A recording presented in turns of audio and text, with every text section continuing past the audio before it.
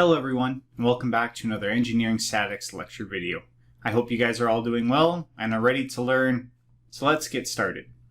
Now, projections is a fancy word to describe it when we want to find the component of something in an arbitrary direction. So a direction that is not very common, if you will.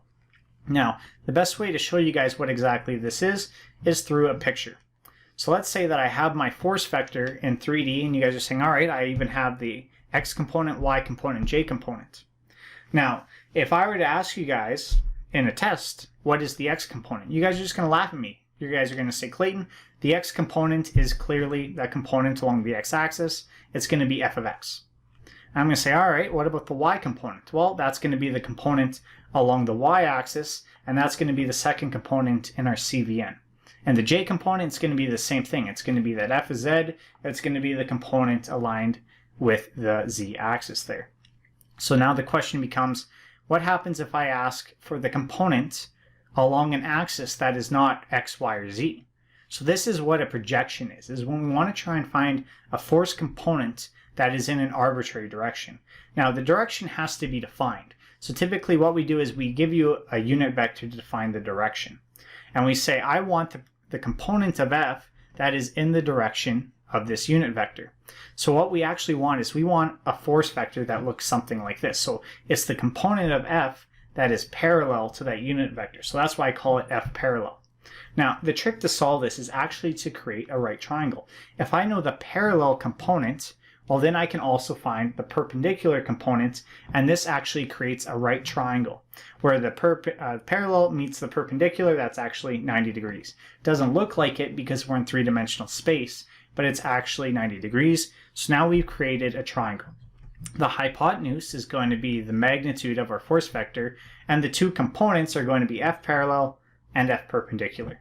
So we say, all right, well, right triangles are great if I have one of the angles. So let's say I knew the angle over there between the force vector and our unit vector, which is theta. Well, then I can start to solve for things. So let's take a look at what this would look like for the dot product. So if I were to dot my force vector with that unit vector, we know the formula is going to be the magnitude of the force vector multiplied by the magnitude of the unit vector multiplied by cosine of theta. Now, if we look kind of in the middle there on the right-hand side, we have the magnitude of the unit vector. Well, the magnitude of a unit vector is simply equal to 1. So we can just take it out of the formula. It doesn't really matter. So now this is where all that sexy magic starts happening, because we now know that f dot u is equal to the magnitude of f times cosine of theta. And if we look at our triangle over there on the right, the magnitude of f, that's the hypotenuse. So if we have the hypotenuse of a triangle, the angle, and its cosine of theta, we're actually solving for that adjacent component. In this case, that's that f parallel over there. So we can conclude that f dot u is actually equal to the parallel component. So if you guys ever have a question where they want the component in an arbitrary direction, all you guys need to do is take your force vector and then dot it with the unit vector defining that direction. That's it. It's actually nice and simple.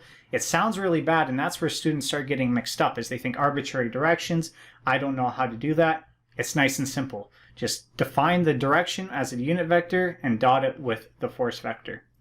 Now, the key thing here, please keep this in mind, is that this is going to be the component of our force vector in that direction of u. And by component, I mean it's going to be a single number. Look above at the formula. We're taking a force vector and dotting it with a unit vector. Remember that the dot product always produces a scalar. So in this particular case, it'll give you the component in that direction. Now, if the question wants the vector f parallel, well, that's simple, because remember, a vector is simply going to be a magnitude multiplied by the direction. In this case, the magnitude, f parallel, well, we solved for it above. We know what that is. The direction, well, we know it's aligned with that unit vector, so we have that. Therefore, we can find f parallel as a vector fairly simply. Now, sometimes the professor might be real mean, and they say, okay, well, f parallel is all nice, but I'm very interested in f perpendicular. Everything we talked about right now has to do with f parallel. Well, what about that perpendicular component?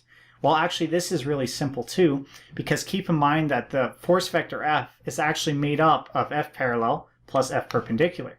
So all I have to do is rearrange that very simple formula, and I can say that F perpendicular is simply going to be my force vector minus that parallel component. It's that easy. Now, since we're subtracting two vectors, it'll result in a vector. So this will be the perpendicular vector. If we wanted the perpendicular component, well, we have the vector, we have its three components. We can use our magnitude formula to actually find that component rather simply. But as you guys can see, this is clearly the worst when it comes to that first exam question, because it can be a lot of work to determine something that's actually really simple. But yeah, that's it for this video, guys. Thank you guys so much for listening. I hope you guys have a wonderful day. I will see you guys in the next video.